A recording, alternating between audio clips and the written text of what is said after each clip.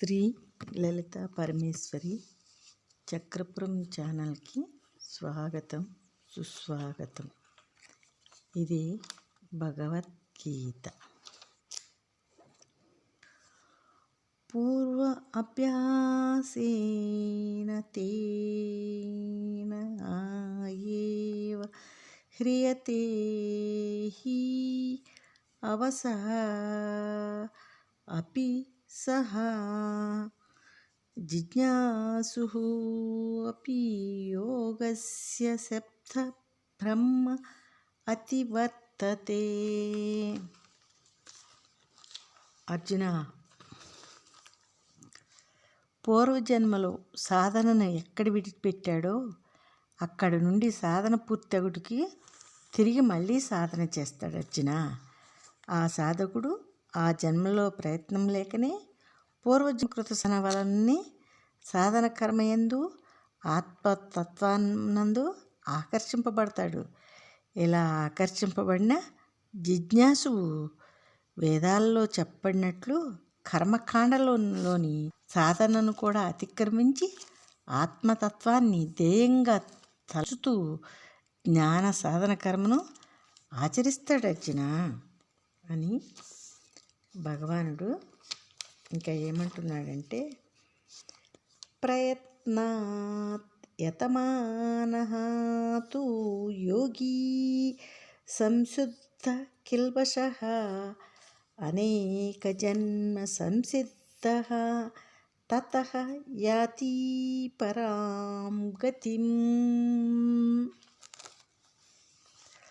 స్వయం కృషి చేత స్వప్రయత్నం చేత నిజ సాధన చేసే ఈ సాధకుడు జన్మాంతరాలలో కామాదుల సంగమం వలన కలిగిన పాపాలని విడిచిపెడతాడు. అర్జున, అనేక జన్మల సాధన ఫలంగా అనేక నిజ అనుభవముల ఫలంగా క్రమంగా మోక్షాన్ని పొందుతాడు. అర్జున, అతను తపస్విభ్యః అధికః యోగి జ్ఞానిభ్యః అపి మతః అధికః కర్మిభ్యః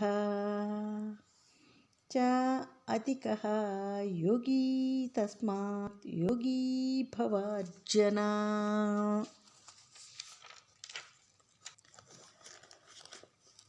నియమమును పాటించని ఉపవాస వ్రతాది తపస్సులను చేసిన వారికంటేను సాహిత్య పిపాసతోనూ కుతర్కవాదంతోనూ శాస్త్రాలు తెలుసుకున్న వారికంటేనూ అర్థం తెలియని అగ్నిహోత్రాది కర్మలు, గుణకర్మలు, లౌకిక కర్మలు బాగా చేసే కర్మిష్ఠుల కంటేనూ ఈ యోగి చాలా శ్రేష్ఠుడు. అర్జున, సాధన కర్మ చేత పొందిన జ్ఞానాన్ని ధారణ చేసిన సాధన కర్మయోగి శ్రేష్ఠుడు కనుక నిజ సాధన కర్మ యోగివి నువ్వు కావాలర్జున అని భగవానుడు అర్జునుడితో ఇంకేమంటున్నాడంటే, యోగినాం అపి సర్వేషాం మద్గతేన అంతః ఆత్మనా శ్రద్ధావాన్ భజతే యః మాం సహ మే యుక్తతమః మతః.